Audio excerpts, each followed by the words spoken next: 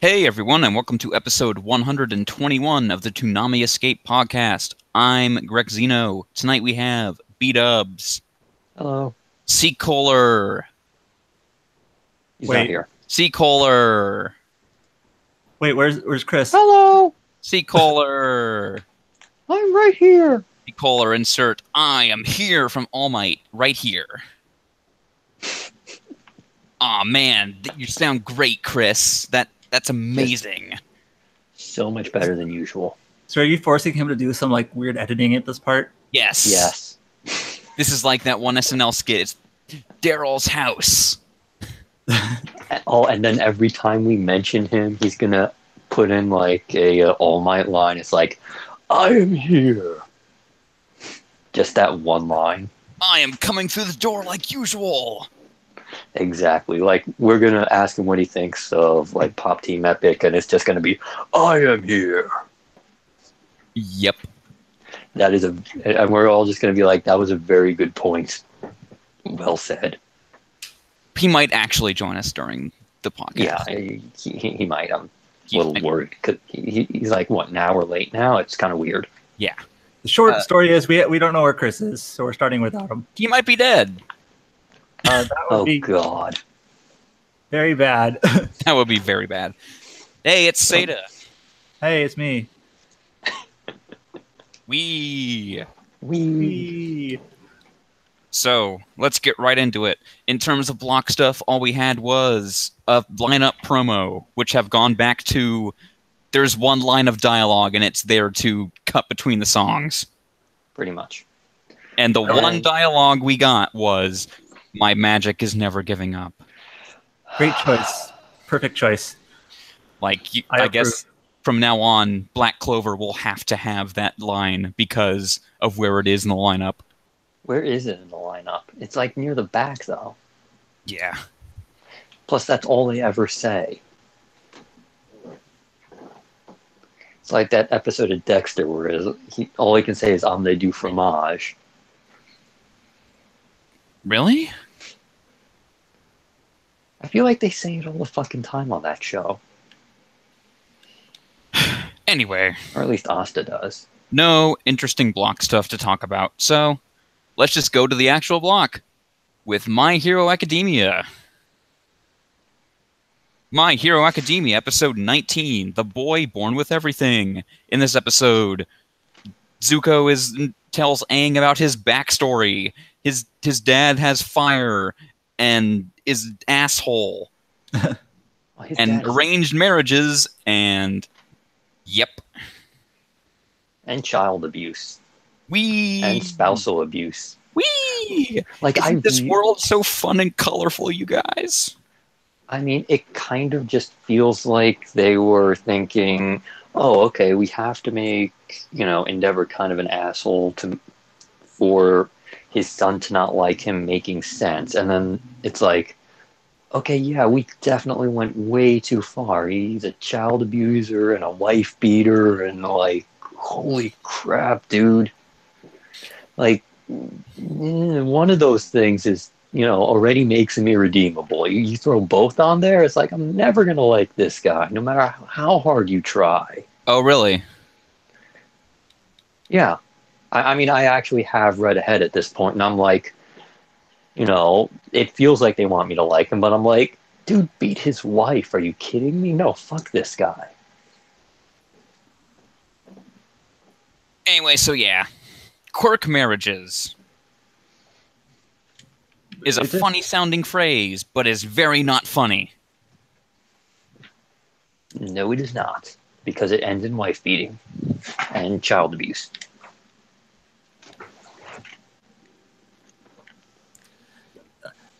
I mentioned this in the thread, but like I understand that he's supposed to be like, I don't know, a really petty person, Endeavor. I mean, like I guess Yeah. he's just really obsessed with being the number one hero. Like he just really doesn't like All Might, and he's tired of living in his shadow, I guess. So I guess he is so obsessed with this that he doesn't even care if it's not him who eventually outshadows All Might, but if it's his son, like he just really doesn't like All Might for some reason. Because he wants to be number one. So like, does he just like want to be really popular? Is that what it is, or does he get like more money? Does he Wants to be the best. He just wants to be the best, Number one. There ever was. even if it's just mostly a popularity contest. Like Yes. like it doesn't. I don't know. Giant asshole. And I'll never like him, no matter how hard they try and redeem him.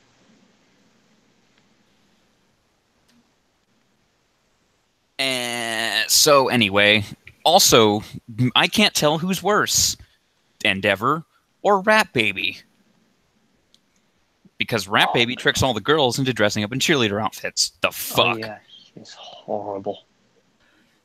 Yeah, I mean, I don't have much to say on that. Just He's gross.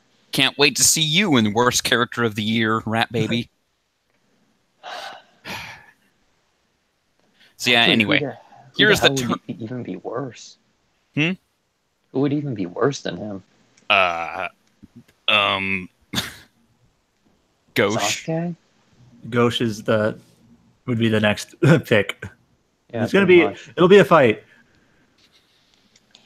It's like, oh man, there's not even going to be room for one of Sasuke or Asta. Oh, God. Who's the least bad? Neither of them are this bad. Yeah. Did anything else happen this episode? Really? Yes, the tournament Yes. part of the tournament arc is finally in full swing, but apparently it's coming 1 year after the actual awesome thing, which was a foam sword fighting competition. Wait, what? Yes, they were like, I mean, they're basically talking about how like, so it's a tournament every year, and it's like it's always 1v1 at the end, but last year it was a foam sword fighting competition. Yeah. I don't know if that's supposed to be a that. joke or what. And now I'm very disappointed because that's way cooler. Seriously. Imagine it is. Deku versus Bakugo, foam sword fighting. I hope the swords were like comedically oversized. Everyone's running around with the gut sword. Yes. So yeah. Oh, also, the dudes who are on Shinso's team, the blue-haired dude, are like, I don't remember anything, so I shouldn't be here. Yep. So it seems like what's that guy's name? Is that the Shinso. type? Shinso. Okay. His quirk is something to do with mind, like manipulation. I don't know if it's just erasing memories or if he like takes control of them and they just don't remember when they're taking control of. It's like basic mind control. Yeah. If you respond to him, he takes control of your mind. Yep. And that was what the preview seemed to indicate for the next episode, because guess who gets to face off against him? Deku! Yeah. Our boy Deku. So I also like how the two of his team were like, nah, I didn't deserve this, I didn't do anything. But who is definitely not going to stand out of the spotlight? Could it be the dude with a giant laser on his belly? Yes. Like, he also got control, but he's just like, oh yeah, I'm definitely going for it. I mean, he's the only one that's like, making any sense here. wait, the belly button guy? Yep. Yeah. No. Okay. I also liked the little, like, verses cut in where he's, like, doing his spiel, and then Mina's just like, I'm gonna crush you. My picture's gonna crush yours. Because I don't care. Anyway, so the dude who's not Kirishima and the girl whose head is vines are in instead. So yeah. Hooray. Anyway, shall we talk about Dragon Ball Super? Sure. Okay. Dragon Ball Super Episode 80, Awaken Your Dormant Fighting Spirit, Gohan's Fight. In this episode, Gohan fights a dude who uses poison, which means he sucks. I mean, he doesn't suck. He just gets poisoned. I mean the poison guy sucks. Oh, yeah, no, the poison guy definitely sucks. Poison always sucks. Yep. So is like this whole universe just a bunch of furries or what? No. Yes. I just find it kind of weird how like out of a whole universe of people, the 3 best fighters are those guys. Furries. Yep. Look, they were a team. They were a package. They showed up. Cool. I actually literally have nothing to say in detail about this episode because it's a Dragon Ball Z fight. Yeah, I mean, Gohan was not hot garbage. I mean, if he had been training for a little bit, he probably could have won. I mean, yeah, if he had been training like Goku and Vegeta trained, he'd be the strongest person in the friggin' show. That's, not named Beerus. Anyway, it's a pretty simple fight. The animation is not very good. No. Not. He gets poisoned. He goes Super Saiyan. That makes it worse. But he's just going to go Super Saiyan harder. Because that makes it worse. I mean, basically, it was just, he was able to, he got blinded, essentially, and he was able to fight, like, with some level of competence by sensing his movements or hearing him and all that. And then eventually, he basically just kind of gives it a last gasp effort to beat him with, like, this super pile driver, and they knock each other out, or he basically knocks both of them out, including himself. So yeah. Dragon Ball. Yeah. I feel like I've just soured on Dragon Ball a bunch in the last couple of years. Like, not just because of Super, but just kind of good, like, just like In general. I never took it like that seriously to begin with, and I just kind of find it hard to like continue doing that, like giving it any sort of thought on anything. Like, I don't know, just Dragon Ball. I mean, it's whatever. Yeah, I mean, it's what it is. Oh, also in this episode, every other universe is informed that if they lose, they die. Good job, Goku. Except for these 4, except for a certain 4, which I guess are just being saved for Dragon Ball Super. Super Duper. Dragon Ball Super Duper. Because of something called average mortal power level, which why do we care? Sense. Why do we care? It has nothing to do with power level. And of course, the hero team, the hero universe is the lowest one because could they possibly not be that? Well, I mean, you had Majin Buu running around blowing up planets on a whim. Then Frieza. Frieza. Basically the Saiyans.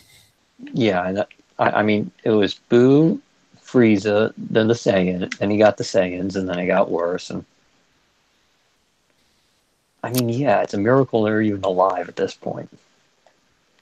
Basically, Goku's the only thing keeping Zeno from just being like, fuck you! Well, I mean, the thing is, we know that, I mean, how far in the future is Trunks? Like 20 years? Well, yeah, so I mean, they'd be good for the next 20 years. At least, at least. Huh. Well, anyways, so the next fight is going to be Goku versus the biggest Oregano. wolf. Oregano? Oregano. That's his name. It's definitely not Bergamo. So there's basil, oregano, and who else? Like, what are these spice names? This poison dude was named Lavender. Okay, so they're spices. Or whatever you want to call them. And this 4th dude is going to come out of the shadows. He's Posh Spice.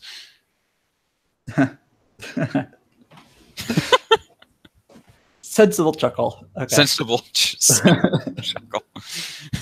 I got that reference. Spice Girls. Dragon Ball. Spice Girls. Funny imagery being conjured up. Har, har, har. Plus furries. Har.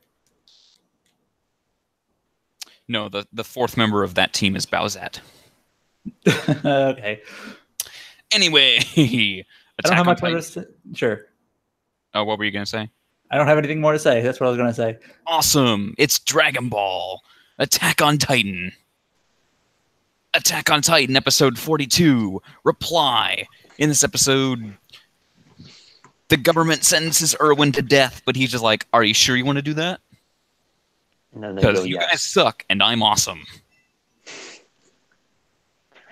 I Go ahead. actually thought this episode really, like, I thought it was pretty gripping. Like, I was like engaged with it the whole way through. I do feel like it's a little bit too easy, maybe, like this to do this overthrow. Like, I know there's probably going to be more to it, but just like they totally baited these dorks into this kind of ruse that they had to basically prove that they're selfish, that they don't actually care about, you know, the well-being of anyone besides themselves, and you know that they're basically not going to help humanity survive in any way. And so they're now giving the reins to this guy. What's his name? Zachary? His name's actually Zachly. Zachly? Zachly. Okay. Is that? It's not Zachary. Okay, I was mishearing it. It basically might as well be Zachary. Okay. Wait, it's not Zachary? No, apparently. Look, I looked at TV tropes, so meter mileage may vary, but it said Zachly. And it's kind of on the dub. Now you'll be listening to it, and you won't be able to tell either way.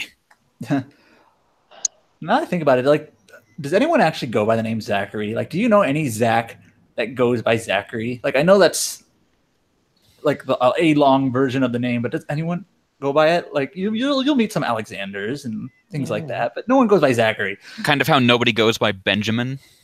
I knew a Benjamin. I actually do know a Benjamin. Yes. Okay. Nobody goes by.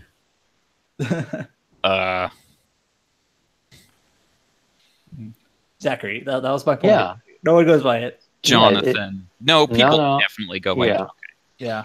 Yeah. Nobody goes by. It's Zachary. Anyways, while you're thinking of that, Timothy? but yeah, I thought this episode Yeah, was there's really Timothy. great, and like, I also have something to say. I think like the dubbing for this season has been pretty good overall. I think it may work better for this season when it's a lot of like dialogue that's this isn't very action heavy or very high tension dialogue. Well, I guess it's high tension, but it's not like in the midst of combat or anything like that. It's not, people screaming at the top of their lungs all the time. I mean, maybe there's some of that, but like I feel like just the dialogue helps a lot for this sort of like flow that the season has, where it's mostly there's a lot of exposition, but a lot of things are happening that aren't necessarily like these battles that we're used to.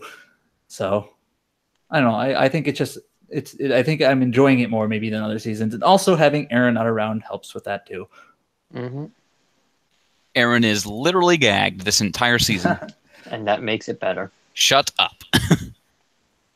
It is extremely like the second he's like Erwin's just like, but what if the Titans came back and bust down Wall Rose again? And then this woman busts in's like, they bust down Wall Rose! And it's like, how convenient. Yeah.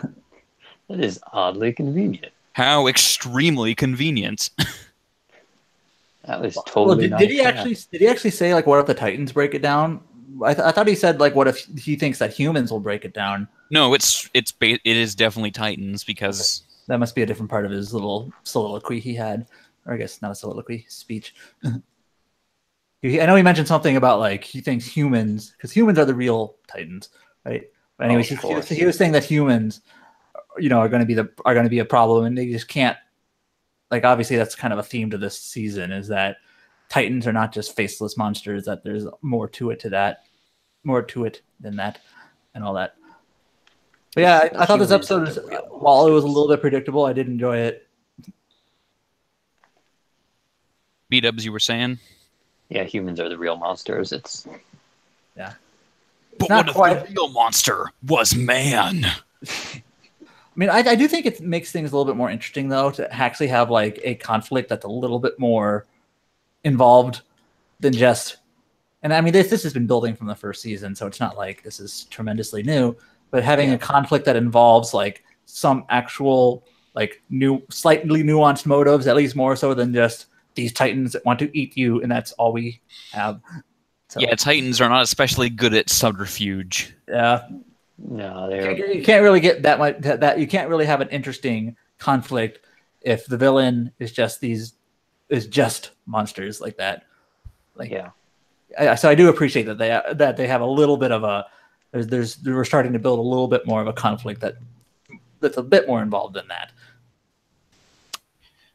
Also, in this episode, one quick thing that I loved, when the scouts get the newspaper about how the government's been overthrown, Sasha's looking at it in this ridiculous manner. Like, she's like standing with her side to it, like trying to look over her shoulder with like the most ridiculous, like, what face. Like, go back and screen cap that, because that was amazing. I noticed that too. I do have to admit, though, I'm actually not really a fan of like Sasha when she's being super obnoxious. Like, it just is not like her behavior is not like really that believable to me, especially in this show. I know some people just love that, but I actually thought like when the season 2 focused on her as a character a little bit, like I thought like it was actually fairly well done. But just this kind of like over the top silliness that she has, otherwise, just kind of like, I don't really care for it. Anyway, elsewhere in this episode, they talked about stuff with the Rice family. I missed a lot of it. They were in a church, it burned, Broad got away. It was basically the family just happened to be collected together, like when this incident was happening, because they were praying, I guess. What do they pray to, the wall? And I guess maybe.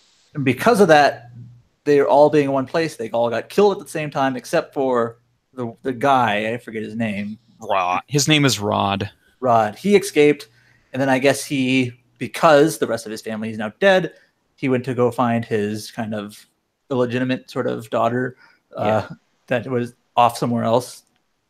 So, yeah, it happens. I'm sure that's the entire truth of what happened. Okay, so what exactly happened at the end of the episode? I actually kind of missed it. So it showed Aaron shirtless and gagged up. Yep. Yes. So ladies. DTL warning. Ladies. Or DTL.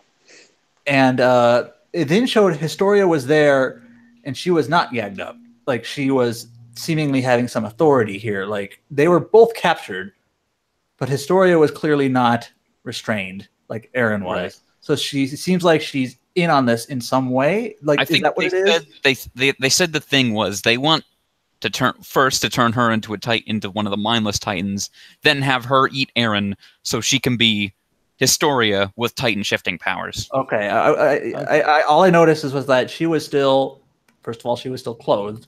And she wasn't tied up, but Aaron was. So I didn't know if like she was like, if this was like a twist, or she actually has some ulterior motive that was hidden till now, or whatever. Look, they're definitely playing up the "has she turned?" Yeah.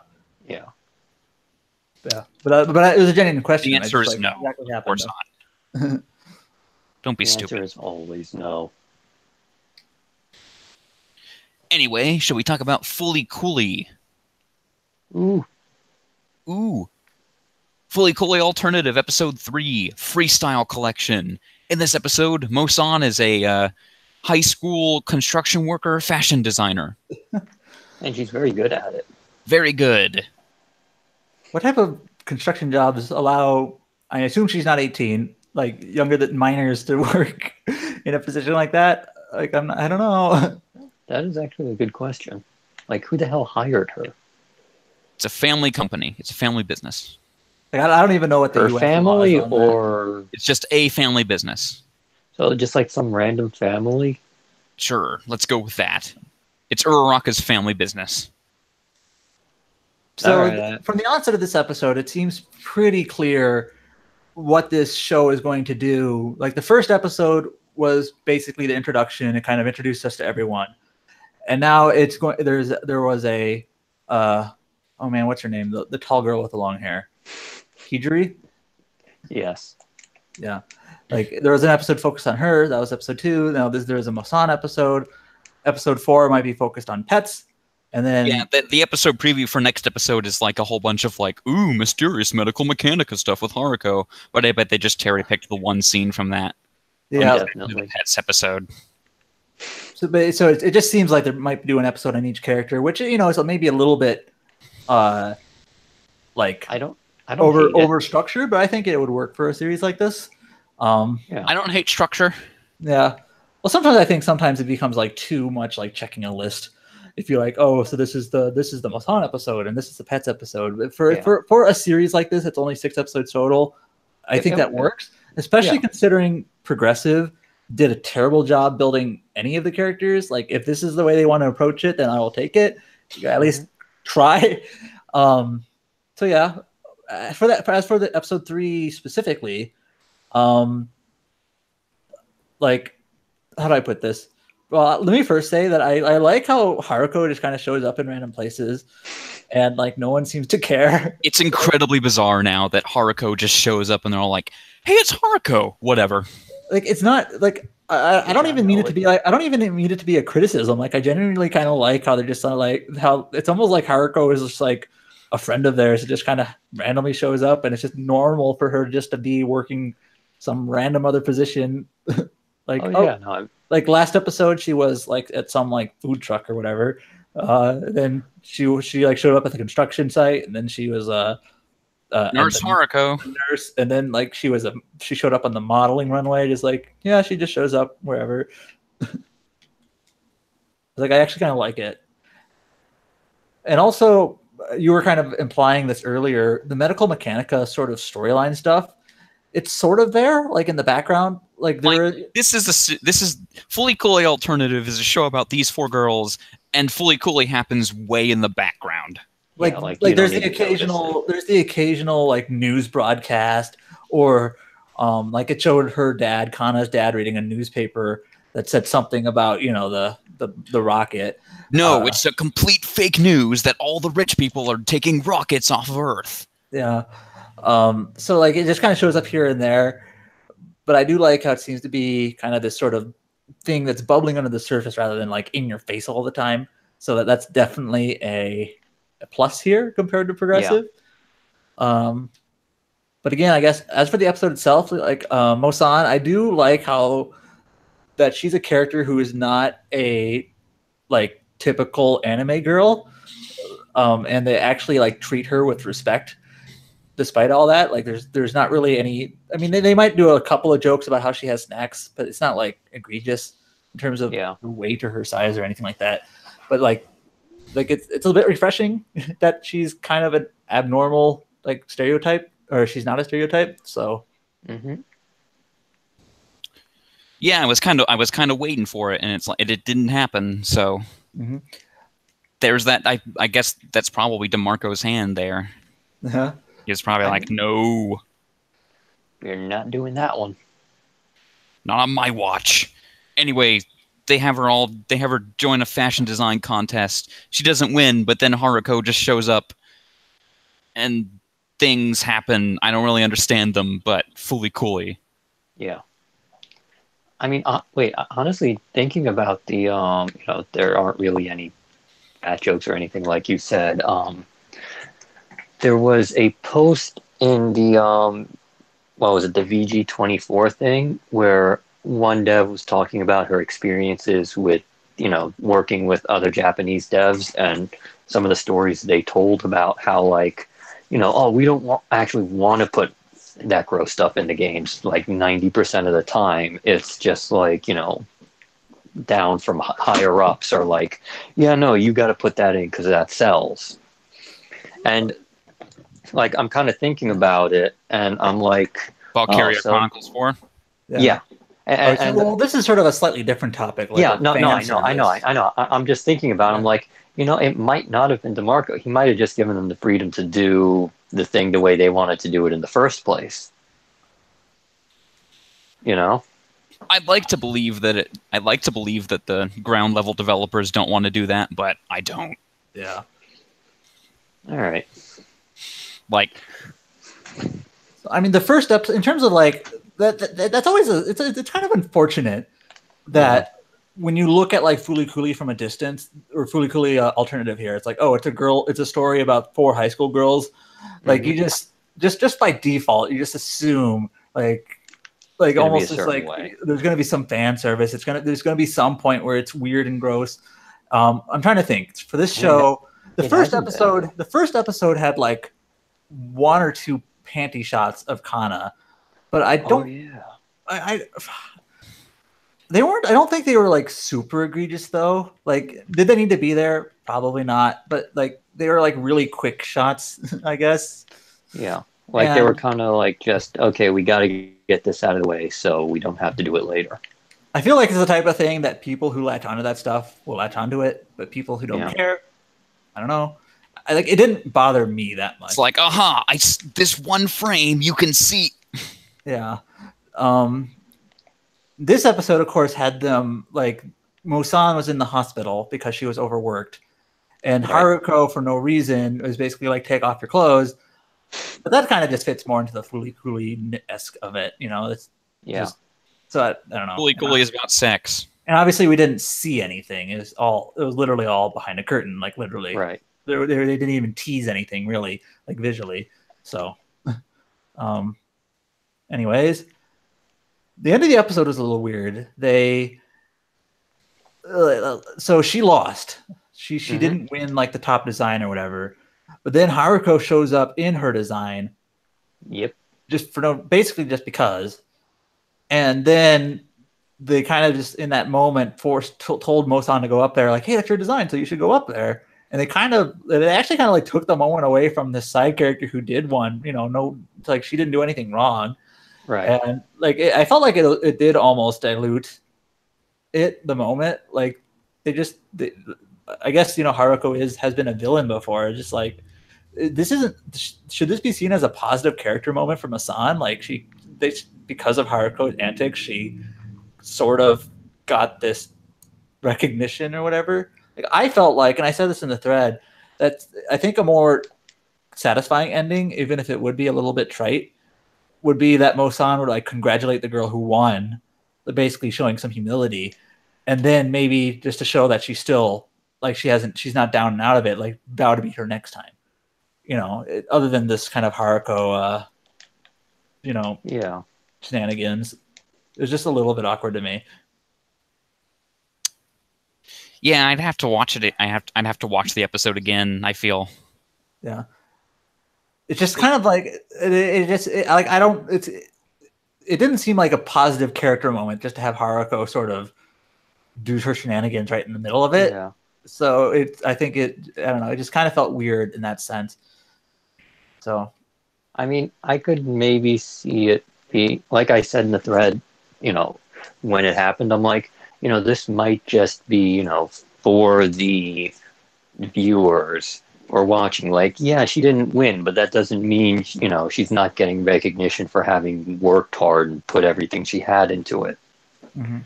You know, so it's kind of like turns it into like, because at the end of the episode, it was very much, you know, okay, you tried your best and you didn't win and you're sad now. And then it kind of went, yeah, but you worked really hard and you deserve something for that. Well, it started as that, and then like for a moment there, and then like the Haruko nonsense came, and then like in terms of like specifically what happened, the judges recognized that this was illegitimate, and then Haruko and the DJ guy who's voiced by Steve Bloom, who was like in on it, like it was just kind of like wacky hijinks at that point, and then like the whole set kind of fell apart, and then I forget exactly what Mosan said at the very end, but it kind of ended really abruptly, and it just kind of, I don't know, it felt it felt like they were trying to do something, and then it kind of just got away from them almost.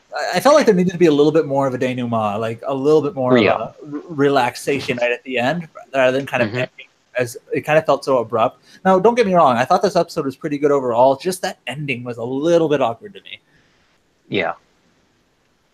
It did feel like they had a good idea for an ending, and then it overran almost. I guess, yeah. I don't know. We'll probably get to rewatch it, and we'll have maybe more opinions on a second rewatch. I will probably rewatch this one. Not Progressive, but I will rewatch this one. Yeah, I mean, this one is very good. Of course, it's only half good so far. It could still explode. This is true. I hope that doesn't happen. Anyway, Pop Team Epic. Pop Team Epic, episode 12, The Age of Pop Team Epic. In this episode, Pop Team Epic destroys basically every single actual real-life corporation involved with the creation of Pop Team Epic. It will never be a second season. That's Pop Team Epic for you. Yeah, so that was the main joke, is that they destroyed, I don't remember the Japanese company name, but they destroyed the manga publisher. They destroyed the anime King Records. Yeah, the whoever owns the rights or whatever you want to call it, for the anime. And King Records is just a bunch of weird people sitting in a dark room saying hegemony over and over again. Nope. Hegemony! Hegemony! It sounds like business. Business. Those dudes had some ridiculous voices in the second half. There was a musical segment that was basically telling all of the Zonics of the world to shut up and eat poop. Yep.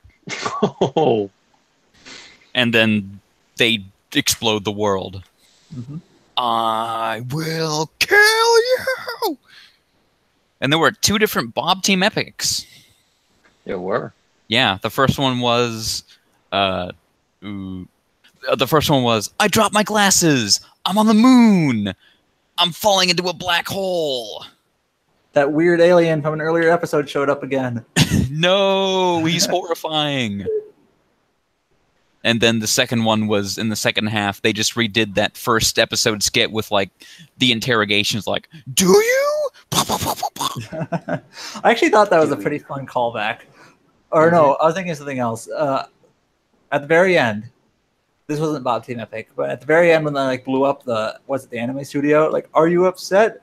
I am not upset. that one was actually good. We are not upset. It's such a stupid callback, but I wasn't expecting it, and I thought it was funny. So yeah, Pop Team Epic, random stupid stuff. I've said this before. It's a type of show that I think actually works best in this format in terms of just being in a block of shows where you're not going really out of your way to watch it. It's not like the episode released on Crunchyroll and you just decided I'm going to load it up and watch it. Yeah, I know obviously people did that, but I don't feel like I would do that. No, it's just not that interesting on its own. But as sort of just a filler show to fill in a block that you can kind of half pay attention to while you're watching sort of the other shows in the block. I actually think it's amusing enough. It's like junk food. You just kind of it works. There's no nutritional value, but you still eat it. So I can't remember what else was in this episode. Daichi proposed to Sosugo. Oh yeah, they had.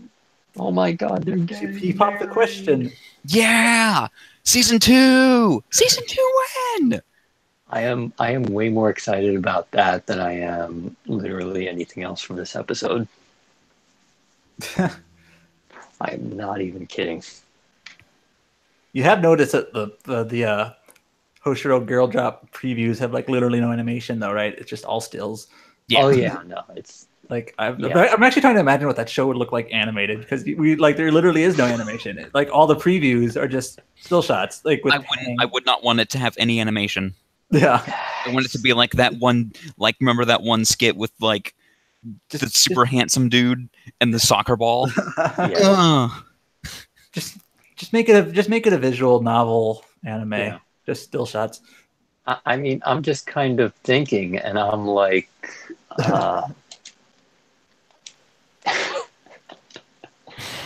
no, because you can just have that sort of Microsoft Office, slideshow effect, where it's the picture is moving to the left or to the right or whatever, and that's all the animation you get. Ooh. So anyway, yeah, Pop Team Epic. So now we have to rank it? Yeah, now I have to rank Pop Oh Team Epic. yeah, We have to do put that. it into this list of other things that are nothing like Pop Team Epic. Okay, let me pull up the list here. Yep. There it is. That wasn't barely even we skipped over the review because honestly, What are you gonna say about it? Oh, Pop Team Epic, a bunch of random bullshit that's most often fun. I mean, I kind of already gave my spiel. Just Yeah. kind of a stupid show that I think for a filler show on a block is probably the best way to watch it. Yeah, I mean, like, it's not the kind of thing I'm going to seek out to watch again. I guess I will say. Hold on. First off, this is where C. Kohler will insert the robotic list of the current ranking, and I have a confession to make. What? I've thought about it after looking at the other podcasts' ranking, and I don't think Samurai Jack and season 5 should be separate. Too late. No, it No, we must be can't. changed. No, we can't change it because then we have to do the same thing with Stardust Crusaders and Phantom Blood. No, we don't, because They're part of the same season. Okay, so if we really wanted to merge Samurai Jack, would it go ahead of or below Stardust Crusaders? Should we just do that now? Or Yes. I think it would have to go ahead. It would have to be ahead. Yeah. Probably, I would. Yeah. Because, I mean, there was just too much really fantastic stuff in, OG Samurai Jack. Yeah. Okay, well, if you decide to do that, I think we all agree that's where it would go. I know C. Kohler doesn't really like Samurai Jack at all, which is fine. Yeah. I think we'd all be okay with having it at number 12. To be honest, I don't really care if it's separate or not. If it was separate, I would put the original ahead of season 5 like it is. Mm-hmm. But if it's not separate, it's okay. I just suddenly realized that it's just too weird. I mean, I pointed that out when we were doing it the first time, but you were right the whole time. I mean, you guys did have a point though that it was different enough to get its own thing, because OG Samurai Jack was very episodic, and season 5 was serial. I just came to realize that the format change doesn't really change the quality. It's still good. It just, yeah. And if you want to combine Phantom Blood and Battle Tendency, we can. Nah, I think JoJo parts are a completely different thing. Because they're like completely different stories with completely different characters. Yeah. So I think they should be separate. But Samurai Jack, I'm going to just do it right now. All right. Cool. But you see, now I have Stardust Crusaders right above Phantom Blood. Yeah, you're right. I mean, is that bad? No, I'm okay with that. Now I'm just kind of thinking, yeah. Anyway, not touching that today. No, we can't touch it any more than we already have. We already screwed up. Anyway. So, C. Kohler, now you can make a new real list.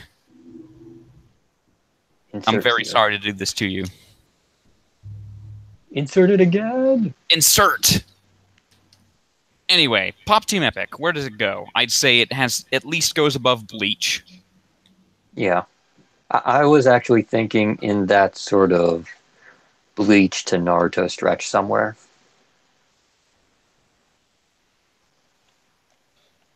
I don't think it should go above Michiko and Hachin. Better than Deadman, though. Yeah. How about between Deadman and Michiko? That actually sounds... That sounds good to me. I'm just taking a quick look over the list again, just to make sure. I mean, it would be better than Cash Earn, but not as good as Clone Wars or Lupin. It's so hard to rank. Yeah. I keep forgetting IGPX is below Bleach. Because that second season was way stronger than the first season, but that first season just drags it down. Just wondering, Dragon Ball Z Kai, are we gonna re-rank that? Kai, Well, because of the Buu saga. That we just already ended. did that, and it Wait. basically was like, Oh, nope. okay. Okay. Still basically halfway point. So Cool. yeah, number 30, the new number 31 between Michiko and Hatchin and Dead Man Wonderland. Sounds good to me. Yeah, okay. Sure. We totally skimped on like doing any sort of. We should do a little bit of thought wrap up thoughts on Pop Team Epic. I mean, I sort of already did. Yeah, it was like silly 15-minute gags. What's there to say about it? I think watching it on Toonami with a dub has it absolutely improved my view of the series by a full point on a 10-point scale. Yeah. I think if I had watched it subbed, I would have had it below Bleach. Because I don't think comedies work in sub. Like, Pop Team Epic is not a thing you want to read. Yeah. I think that goes for comedy series in general, though. I don't know, man. Asobi Asabase is pretty funny. This is true. But at the same time, all the complaints that people have about Hinamatsuri go away when they watch it in the dub. I should watch it dubbed. What are the complaints? Sort of the timing of the jokes and stuff. Like, it actually works a lot better in the dub because you're getting the exact timing of the punchlines right. Yeah, you're not reading a whole line. Yeah. I do think that, like, subtitled anything can be funny, but I do also agree that basically any, if it's a good dub anyways, can, like, enhance that dramatically. Yeah. Mm-hmm. So yeah, congratulations, Pop Team Epic. You're the number 31st show on our list. Yay! Enjoy I your honestly thought this would be more of a fight. Well, I think the thing is that it's so hard to rank that it's hard to, like, argue in any direction. Should it be higher or lower? So we just got to pick somewhere. Like if we had Zonic here, it'd be like, no, it's worse than Tenchi Muyo. Okay, even I wouldn't go that far. No, he wouldn't go that far. I mean, it's just I thought, people like it and I don't like it. I thought, someone was going to try and put it in like, around Big O or something. No. No way. Hoshiro Girl Drop, though? Let's have that discussion. We can have that talk when it comes. I think the interesting conversation we're going to wind up having is when Hunter x Hunter finishes. You are probably not ready for how high I'm going to push that show. Honestly, I know B-Dubs has seen it. Has Gregson seen the end? Like, nope. You know what happens? Okay. No, I think... Well, I know broad strokes. I haven't seen the show. Yeah, of everyone here, I think of all the regulars on the podcast, I'm the only one who's seen it all the way through. And I will say, I think I know exactly where you're going to put it, and I'm not going to argue with you on that. Number 1. It's not going above Bebop. I'm going to say that right now. Okay, anyways. But I might put it above Fully Cooley. We'll talk about that. We'll talk about Hunter x Hunter later in this podcast. We'll talk about Hunter x Hunter next year. Next year. In the year 3000. And remind me, Attack on Titan on this list, that's already basically taken into account season 2? Yes. Okay. Mm-hmm. So, by the way, Attack on Titan season 3 might be split core. So it might not come back. So it might stop and come back in January. Huh. Really? That would be weird. And that would be weird for the Toonami airing. They'd have to, like, get a 12-episode show. Progressive and alternative. Oh, Lord. You're right. I mean, most single-core shows are about 12, 13 episodes. No, I'm saying that season 3 is going to be 24 two cores, but split. Yeah. And then you had a 12-episode show in between. I'm saying they could pretty much get any single season show and it would fit. Mob Psycho. I mean, looking at this list now, based on what I've seen so far of season 3, I would put Attack on Titan is sitting at 20. I would probably push it up a couple spots based on season 3 so far. I know I have heard some questionable things about the manga, but I think I will say I'm pretty sure I know where season 3 is going to end, and I'd be okay putting it above Inuyasha, but not above Symbionic Titan. I'm thinking about the characters of Attack on Titan, and I just can't say it goes above Inuyasha. Oh, you're right. I like all those characters better. I would push it up a spot or two, but I mean, I could see it. I could see it going up a spot or two, but I mean, I think the big secret that it's all sitting on is gonna do some damage to. I've heard. I mean, I don't know what it is exactly, but I've heard it's very strange. It's kind of bullshit. Yeah. Like I'm not entirely sure that all the shit I went through to get to the basement was worth what was in there. Not to dwell on. Are we right? Is Attack on Titan the next show to talk about anyway? Or no? Did we already talk about that? We already talked about that. We already talked about Attack on Titan, the show you forgot about. The show you want to push higher on the list. You forgot about it. That is not a good sign. I'm going to hold that against you. Anyway, no, the next show we talk about is JoJo. JoJo's Bizarre Adventure, Diamond is Unbreakable, Episode 5, The Nijimura Brothers, Part 3. In this episode, they continue going further into the creepy house and find the dad, who's a gremlin, a living zit. That's a much nicer way of putting it. Anyway, Dio and the Flesh Bud is back in the story. Yeah, I mean, I honestly didn't expect Dio to be the reason all this shit is going down either, but here we are. Like, it's like they can't get away from him. Can't get away from Dio. He's got that charisma.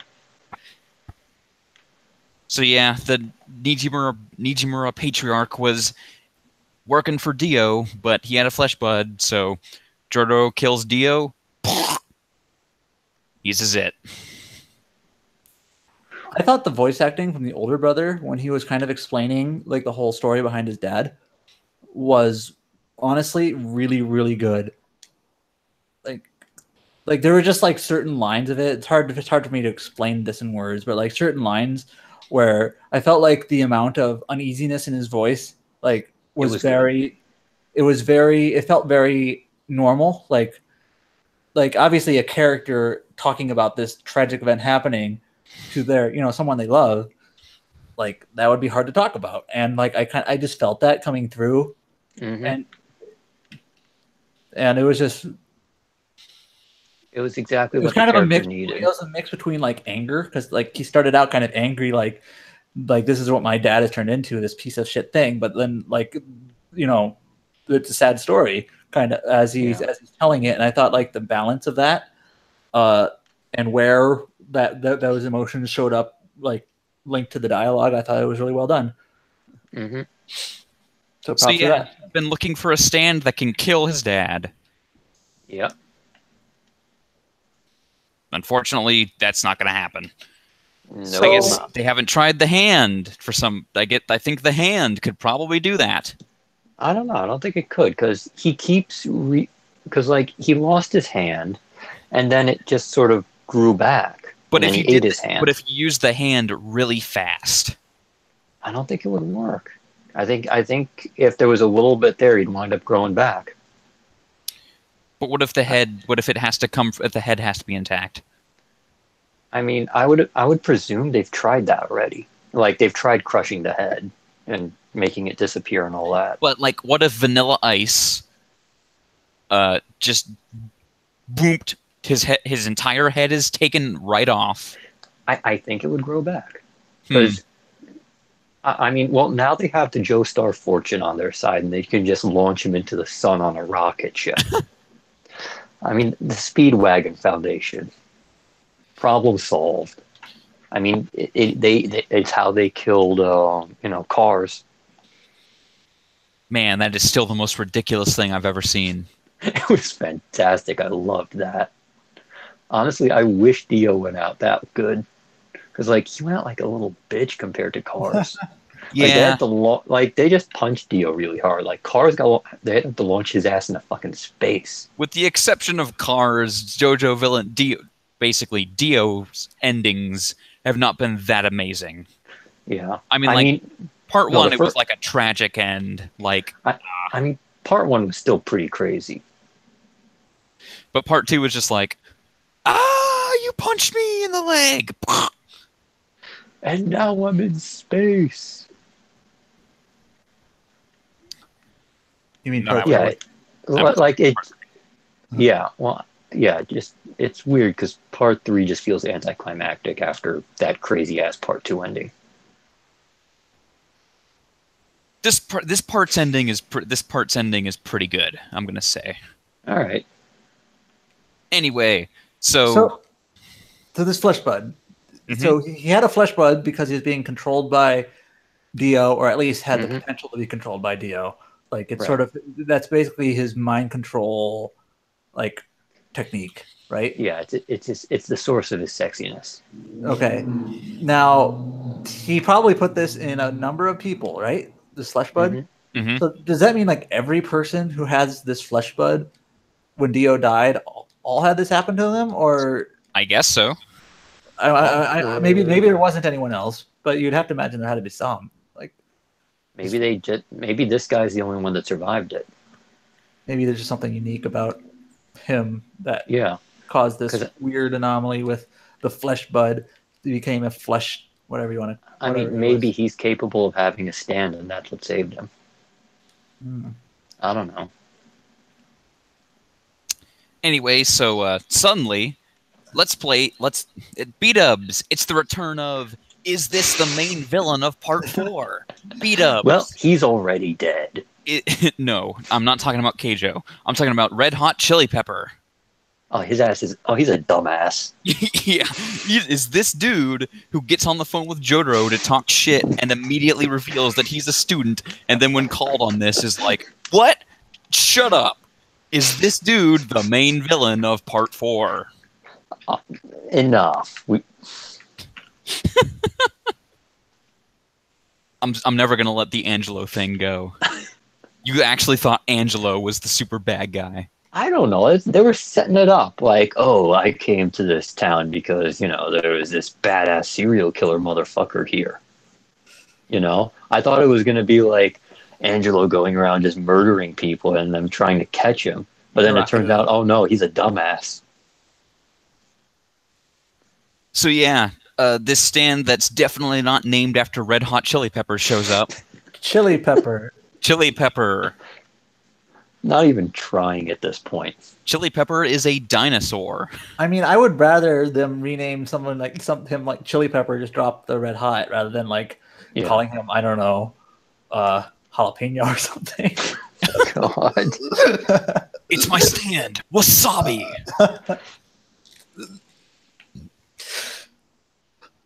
Anyway, Chili Pepper shows up and immediately murks Keijo by pulling him into the power, and then he gets Persona 4'd.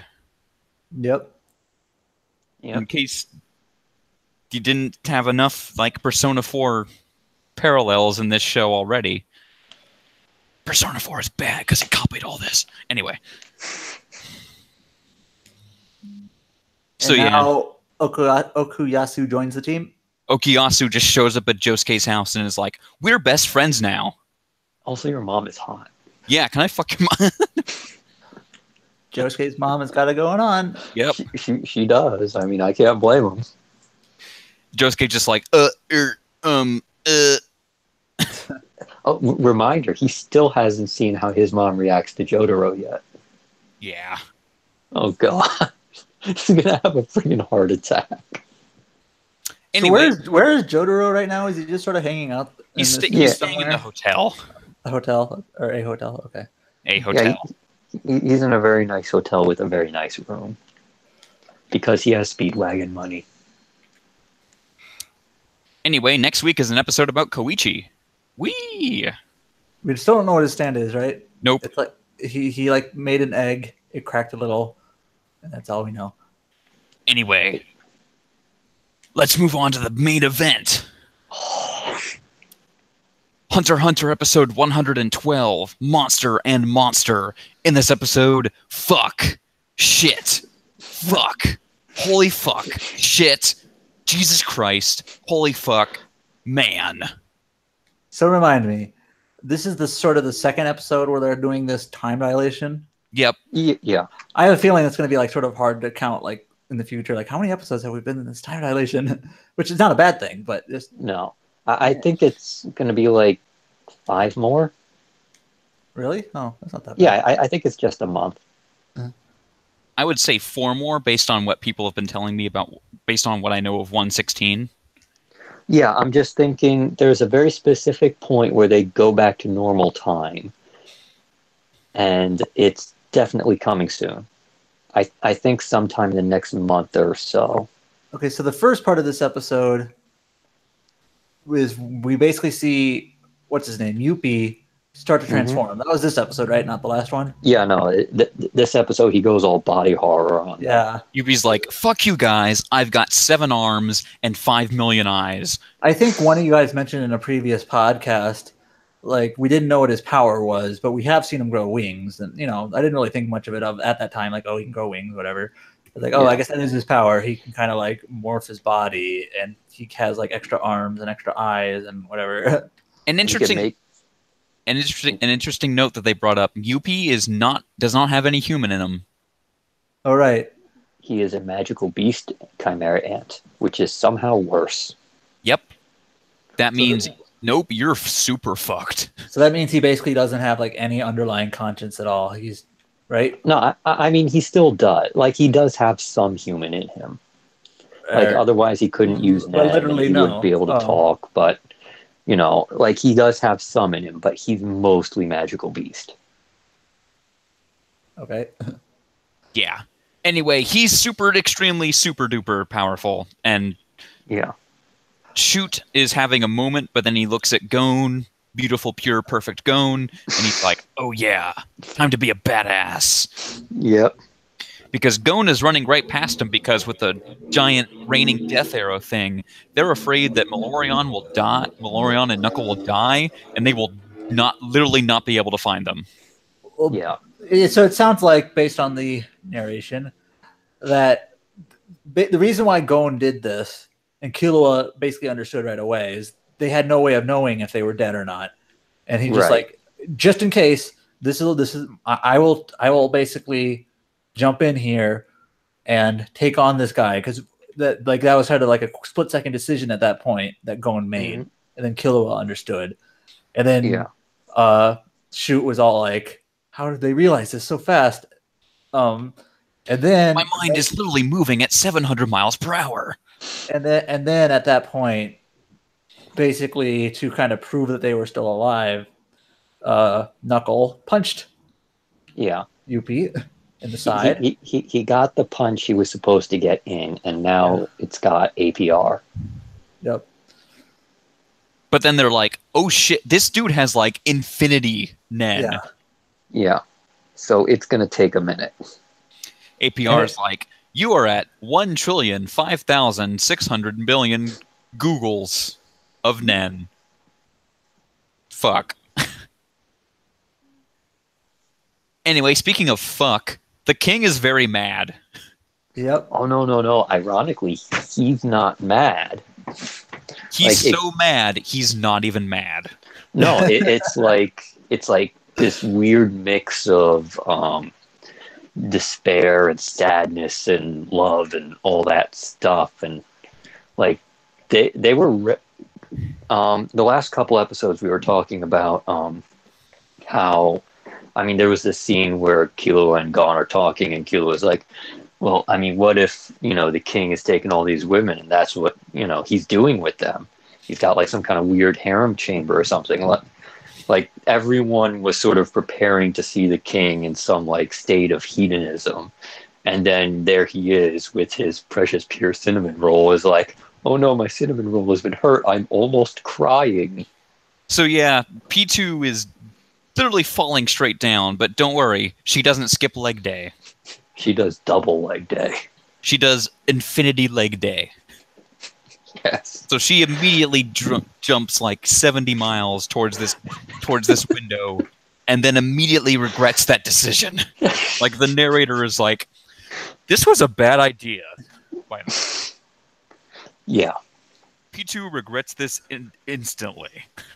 It's like P2 gets to the window and is like, nope, I should not have done that. And now it is painfully obvious, without looking, what probably a good percentage of P2 fan art consists of. Just thighs. Are you saying it's super borrowed P2? Super thick P2. Extremely thick. Thick. Yes. Thick, of course. Thick with 2 Ks. Yes. Yes. Or 2 Cs or whatever. 3 Ks. P2-ette.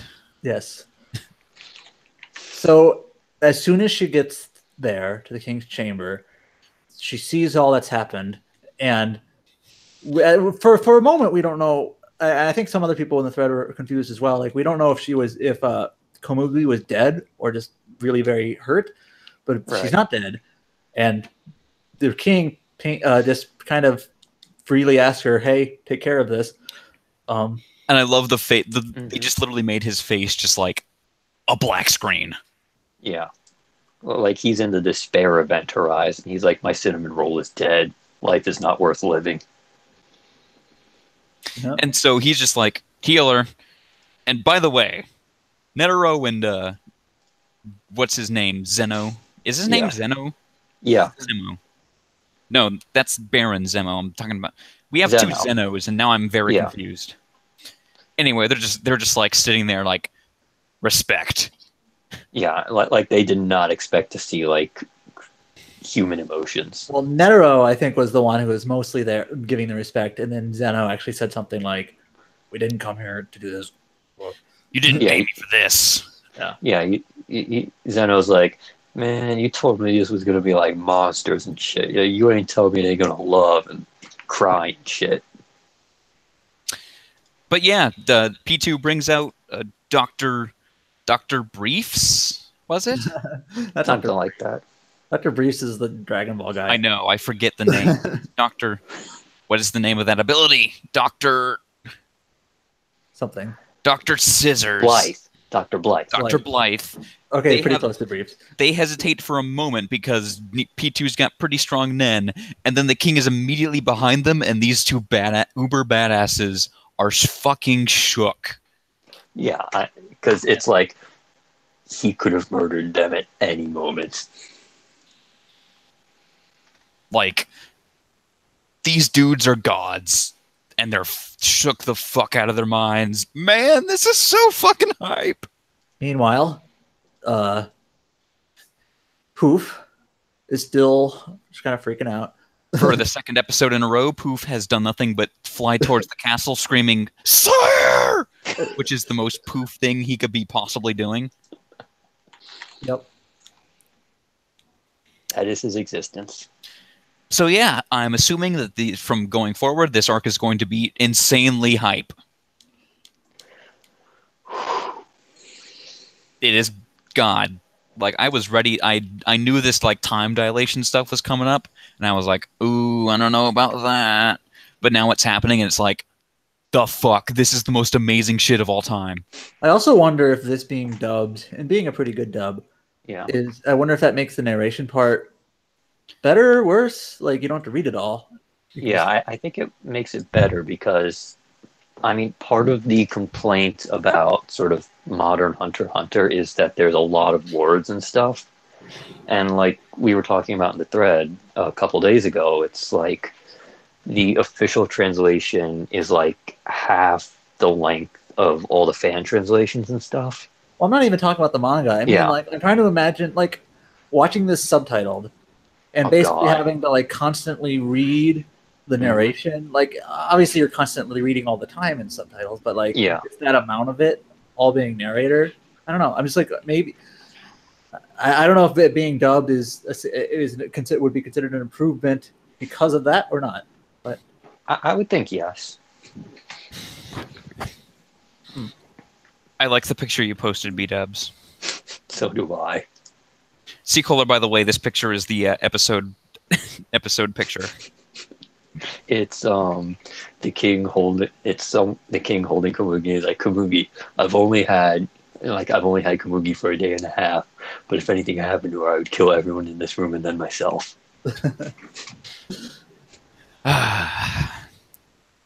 Anyway, let's talk about Black Clover. I mean, do we have to? Black Clover, episode 39, Three-Leaf Salute. In this episode, the traitor is is Gargletron. I'm shocked. Traitor is Gargletron.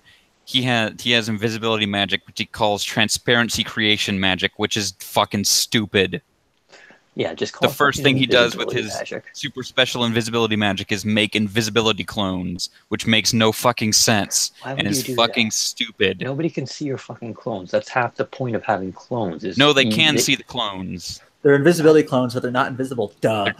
What the fuck? They're clones made of transparency. That is the stupidest fucking whatever. This is not even the stupidest power in this episode. That would go to Painting blue guy? energy hair kid whose power is he has the power of art. Yeah, that is the dumbest. Can we talk about the upcoming fight between the king and Netero instead? No. Aw. Save something for later. Okay. I hate this show. What else happened in this episode? Who the fuck knows? Basically, also that copy dude was like walking out of there like, I was one of them the whole time. I was definitely not vengeance. Nope. No. The bad guy. Yep. Whatever. This show is so stupid. Why is it going on before Hunter x Hunter? Money. I'm gonna have to watch this shit before I get to see like the King and Netero duke it out in the greatest Nen battle of all time. And that's why they're doing it. Because now you have to. But I don't want to. You have to. I feel like that panel from Spider-Man where Spider-Man's like, with that power you could cure cancer, and the guy's like, I don't want to cure cancer, I want to turn people into dinosaurs. I'm like, I feel like it's the opposite of this. It's Spider-Man is going to me like, now you have to watch Black Clover. I'm like, I don't want to watch Black Clover, I want to watch Hunter x Hunter. Anyway, Gargletron is shocked and amazed when like, oh no, my perfect invisibility was ruined by anti-magic sword. And then I think it was you posted in the thread like episode 700. No, not the anti-magic sword again. My magic is invincible. Oh no, not the sword that is effective against literally every magic.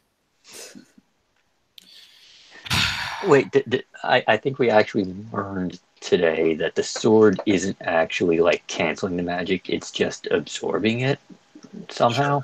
Sure. But who cares? Yeah. I'm just nobody cares.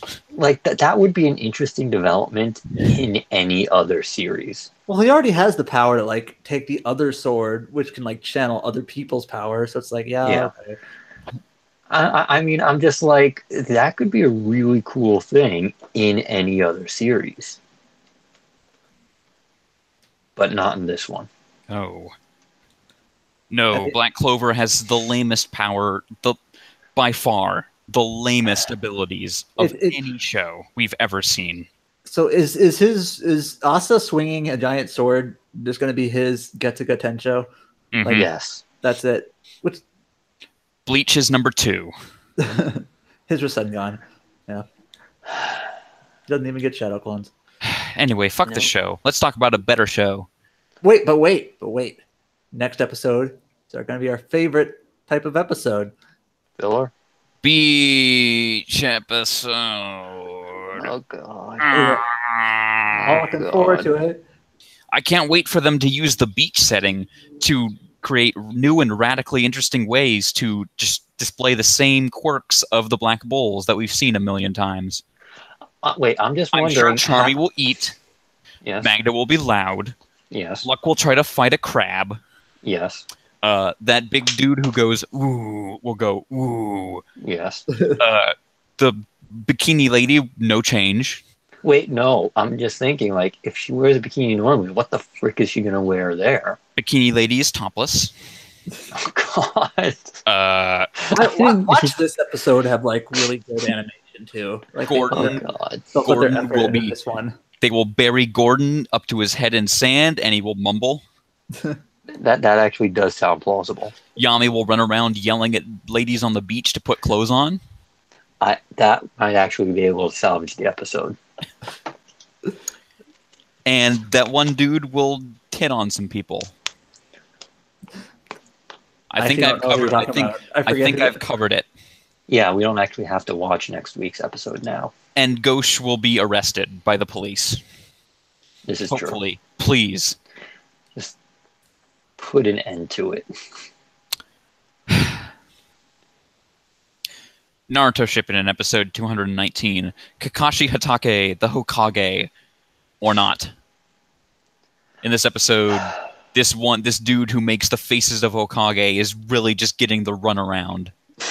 Yeah, he doesn't know what the hell face he's supposed to make at this point. Yeah. Either way, either face is like half not even a face. Yeah. I mean, Danzo's face is like 90% bandages. He's like asking Kakashi to take off the mask, and it's like, dude, just make a flat surface. How hard is it? How hard can it be? Yeah, seriously. Like, Kakashi's giving him the easiest job he's ever had in his life. Overall, though, I thought this episode was fine. Like, just kind of in a vacuum. Yeah. Like, not considering the stuff that's happened immediately before it. Just kind of like, oh, Kakashi, he's actually one of the few pretty good characters in the show. The fact that he is going to be Hokage seems, reasonable and expected. Like, there's nothing like you should have gone to this first. And the fact that he's doing like this silly like race with Guy, like it's silly and it's just supposed to be stupid and fun, but it's also sort of like this is the last time I'll ever get the chance to do something like this, and then I'll have to be stuck behind a desk or whatever Hokages do. They're having this dumb little race, and he's throwing like pots and hammers at him, and it's like the 6th Hokage, everyone. Yeah. And just at least for the English dub, Kakashi's like silly voice sounds nothing like his normal voice. No. It even confused me for a second. Like, wait, who's talking? It's like in the credits, it's like voice of Kakashi, this dude. Funny voice of Kakashi, this other dude. Singing voice. Wittenberg, by the way. Oh. So. But yeah, it was just kind of a fun, silly episode. It wasn't, serious at all. And, it had pretty decent animation. Yeah. So it felt like a filler. I mean, it practically was filler, even though I know it's not in a sense. But they take Karin to the torture chamber, and she's like, "Come on, I can walk into the torture chamber myself." She's fine. Yeah, I mean, I seriously doubt they're any good at torture anyway. Did you see that dude's head? Well, that's what other people did to him, not what he did to other people. They're just gonna put her in the mind thing, and it'll be fine. Yeah, I mean, that's all they ever fucking do to anyone. And at the very end of the episode, our favorite Hokage is awake again. No. I mean, yeah. I don't actually like hate Tsunade, but like just the way that this whole thing is written, she doesn't really ever do anything until like the very end here that kind of caused her to do this. So she's not written to do a whole lot. So she's just kind of around. Like they needed someone in charge and they couldn't make it Jiraiya, so fuck it, we'll find someone else. I basically think she's like never given a chance to be cool or interesting. Like they just never give her any sort of opportunity to do anything. Yeah. Yep. So yeah. Shonen. Cool. Cool. I do think it was kind of silly how at the very end there they made it ambiguous if Shizuna was crying out of despair or out of happiness, just kind of like, oh, it's so kind of cheap drama. You understand what I'm saying, right? Like she started crying, and we're like, oh, did Tsunade die? No, of course. No, she's alive. Yeah.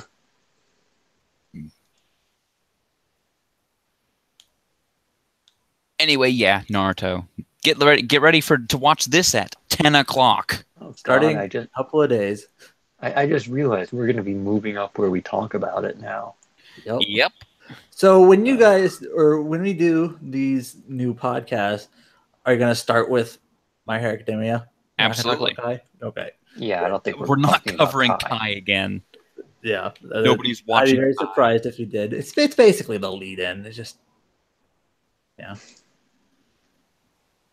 So are we done? Yep, we're done. Anyway, that'll be it. That's all. That's all, folks. Hopefully we did okay without. At this point, do we know where Seacoler is? No. I have no idea. I'll PM him Seacoler's and been see right if... here the entire time. Isn't that right, Seacoler? I am here. Insert that there. I'll PM him or something. I do like his opinion, so kind of missed him, but yeah. I got caught up in something more important. Something happened. Yeah. Something happened. Anyway, thank you, B-dubs. Okay. Thank you, Seda. Yep. We'll see you guys next week for episode 122. Good night.